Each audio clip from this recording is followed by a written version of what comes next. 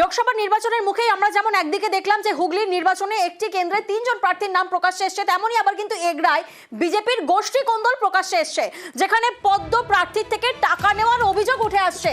50,000 টাকা নেওয়ার অভিযোগ। আর টাকা নেওয়ার অভিযোগ কার বিরুদ্ধে? না দলেরই মণ্ডল সভাপতির বিরুদ্ধে সেই অভিযোগ। পঞ্চায়েত সমিতির সহ সভাপতির বিরুদ্ধে অভিযোগ।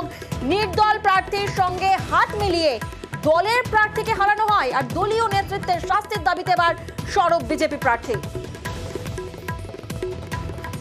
এবারে এসে বলে যে একটা কাজ করতে হবে, তোমাকে 50,000 টাকা দিতে হবে। এটা বলেছে শীতাংশু আর দেবতা আচার্য, দুজনেই বলেছে।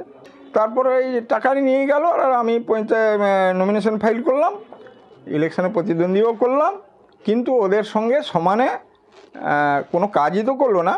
ওই যে যারা দলবিরোধী কাজ করলো তাদের সঙ্গে সমানে আতাত করলো, এবং তারপরে কি আর হয়েছে, এই টাকা আমার আর ফেরত আসছে না।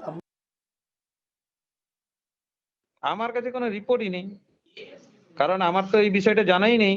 তরুণগিরি কে, কোথাকার লোক, কি ব্যাপার, সে যদি, আমি তো মন্ডল সভাপতি আছি, তার যদি কোনো প্রবলেম থাকে সে তো আমাকে বলতে পারতো, কিংবা এখানে কাছাকাছি জেলা সভাপতি আছে তাকে জানাতে পারতো।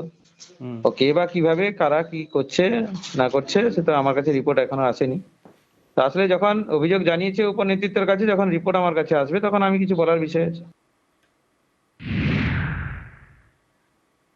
অন্যদিকে শিলিগুড়ি পুরসভায় বোর্ড মিটিং এ